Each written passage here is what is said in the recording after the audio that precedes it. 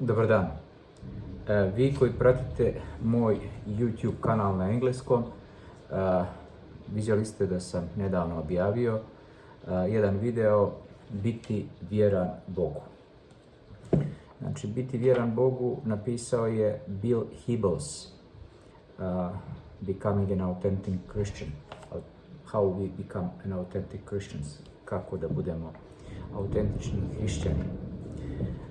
Također, u posljednjem intervjuu sa Abunom govorili smo o brošurama koje je izdao njihov manastir. Jedna od tih brošura je Jesus Loves Sinners, zatim How to Control Thoughts, Peace and Forgivenesses. Isus voli grešnike, kako kontrolirati naše misli i mir i oproštaj. Abuna je rekao da ako nemamo mir, ne možemo dati mir, mir vam svoj ostavljam, mir vam svoj dajem. To je od Isusa, to su Isusove riječi. I ako imamo mir, tek onda možemo da opraštamo. Isus voli grešnika, a mi osuđujemo grešnike. Sada, kako možemo kontrolirati naše misli? Kada čitamo duhovnu literaturu, mi vidimo kroz kakva su sve iskušenja prolazili svetitelji, sveci. Njima je bilo veoma teško, živjeli su u vremenu dok je crkva bila progonjena. A oni su opet kontrolirali, nisu rekli ništa što bi moglo da sablazni druge i da ih odbije od Boga. Znači, u životu ne smijemo reći nešto što će druge odbiti od Boga, jer Isusove riječi su obećanje da taj koji sablazni nekog od najmanjih mojih, bolje da se nikada nije ni rodio. Sada, u ovoj brošuri, što me fasciniralo, kaže autor: Do not stand in circle. Nemoj da se vrtiš u krug. Uvijek reci što misliš. If you have someone's secret, keep it for yourself. He will say that to Father Confessor. Ako znaš nečiju tajnu, nemoj je odati, on će to reći njegovom duhovniku, odnosno duhovnom ocu. Znači, jedan monaški pristup kad uči. Znači, mi nijesmo stvorili ljudski rod. I u ime Boga mi nemamo pravo da osuđujemo ljudski rod. Isus doista voli grešnike. Dokaz je Sveto pismo, Biblija, da je oprostio bludnici, oprostio razbojniku na krstu, oprostio Petru koji ga je izdao 3 puta, oprostio Mateju, oprostio nevjernom Tomi. I ovdje baš piše God loves when we repent. God loves us also when we are sinners, not only when we repent. God loves us at all time. Znači, on tu piše da nas Bog voli i kad smo grešnici. Ne znači to sada da nas Bog odbija. Ako govorimo samo loše i kritiziramo našu braću i sestri, mi nemamo kada da ih volimo. Znači, mi se samo bavimo kritikama i napadima i primjećujemo samo ono što je loše u njima. Kad ćemo onda da ih volimo?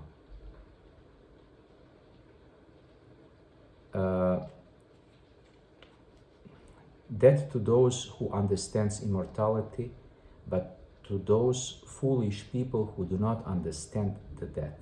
Znači, smrt je za one koje ne razumiju besmrtnost i za one koji se i urodivo i da kažem glupo ponašaju i ne razumiju smrt. We should not fear the death. Mi se ne smijemo plašiti smrti. But fear the soul persistent which happened because of lack of knowledge of God. To je govorio Sveti Antonije. Znači, mi moramo da se brinemo za dušu koja zbog nedostatka znanja ne može da se približi Bogu.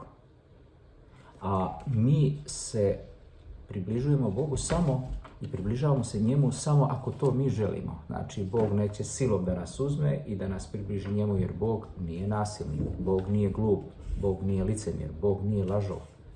Bog je velika ljubav. Sada, u ovim malim brošurama koje oni koriste, ima ih 26. Ja imam prvi dio, 3. i 6. I kad im dođe pravoslavna omladina u ovom manastiru, imaju retreat, odnosno, da kažem, omladinske sastanke u vjeri, oni im daju te brošure i rade sa njima konstantno. I sad oni to pročitaju i onda razgovaraju sa duhovnikom, podvuču ono što im je nejasno i pošto nema glupih pitanja, oni pitaju pitanje iz njihovog urbanog života, jer oni žive u Ottawi, u Torontu, u Montrealu, u gradovima gdje je tempo života veoma zahtjevan, gdje ništa nije strano ni u nekom zabitom selu na sjeveru Crne Gore. Sve vrste narkotika su prisutne, znači imate heroinskih priča koliko god želite i ostalih narkotika. Imate ljudi koji su iz razbijenih brakova, imate dosta djece napuštene, imate djece koja se odala alkoholu, koja su pobjegla od kuće i tako dalje. I oni dođu u manastir zajedno sa ostalom, da kažemo, djecom koja su iz nekih normalnih porodica, ali tu su svi jednaki. Zato što ih iguman voli kao duhovni otac, kao što je Isus volio djecu svoju. Your better remorse deeply, however, do not remorse. Not matter deep, it is make doubt of forgivenesses. Forgivenesses has been fully prospered in lands of the brothers, and where is the cross? Znači, šta je to oproštaj? Oproštaj je krst. Znači, to je krst, nije lako oprostiti. Sad te neko uvrijedi, a sad su da mu oprostiš. To je gotovo nemoguće, ali moguće. Zato što je to Isus uradio. Znači, ova brošura nam tvrdi oproštaj i oprost je krst. Isus je to uradio na krstu. Oprosti onima koji su ga razapeli. Sada mi opraštamo, to je teško. Teško kad te neko uvrijedi, kad te neko nagrdi, kad ti neko uništi život, sada mu ti oprostiš. Nema tu logika, ali ima ljubavi. Jer hrišćanstvo nije logika, logika je filozofija antička.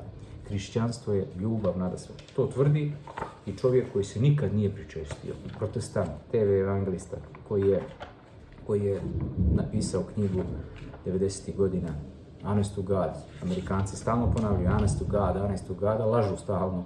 U stvari, ne radi se samo da Amerikanci lažu, skoro svi ljudi lažu. Znači, kad kažu honest to God, to je većinom laž.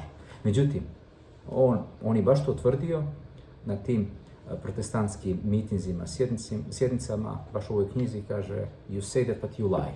On ih je javno izobličavao. I ta knjiga je izazvala revoluciju. Znači, kad kažeš honest to God, Boga mi, onda se drži tih riječi, znaj da te Bog sluša i nemoj da lažeš. Znači, on ih je razobličavao. Knjiga je poučna, smiješna i komična i nadasve korisna. I doživjela je milion izdanja. Ja sam pročitao, ako imate vremena, pročitajte i vi, Bill Hybels, Honest to God.